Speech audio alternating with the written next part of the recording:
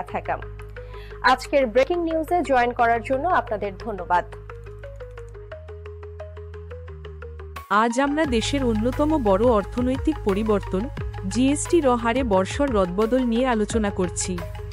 2025 সালের 3রা সেপ্টেম্বর দিল্লিতে অনুষ্ঠিত 56তম জিএসটি কাউন্সিলের বৈঠকে অর্থমন্ত্রী নির্মলা সীতারামন অনেক গুরুত্বপূর্ণ সিদ্ধান্ত ঘোষণা করেছেন।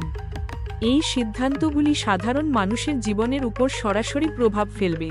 সবচেয়ে বড় পরিবর্তনটি হল এখন থেকে জিএসটিতে 12% এবং 28% এর হারগুলি তুলে নেওয়া হয়েছে। এখন মাত্র দুটি প্রধান হার থাকবে, 5% এবং 18%।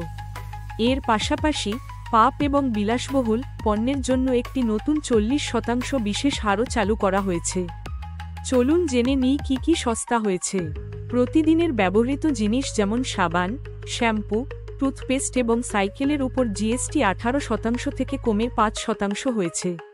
একইভাবে এখন এয়ার কন্ডিশনার এবং 32 ইঞ্চির থেকে বড় টেলিভিশনও 28% এর পরিবর্তে 18% হারে পাওয়া যাবে।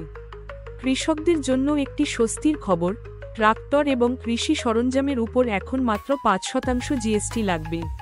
সাধারণ মানুষের জন্য সবচেয়ে বড় স্বস্তি হল ব্যক্তিগত স্বাস্থ্য এবং জীবন বীমার উপর জিএসটি 18% থেকে কমিয়ে 0 করা হয়েছে। তবে কিছু জিনিস আবার দামিও হয়েছে।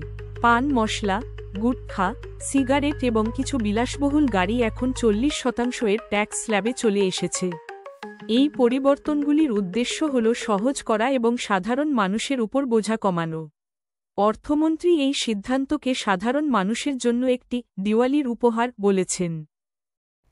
అందరికీ నమస్కారం। ఏ రోజు బ్రేకింగ్ న్యూస్ కి స్వాగతం. చూస్తున్నందుకు ధన్యవాదాలు.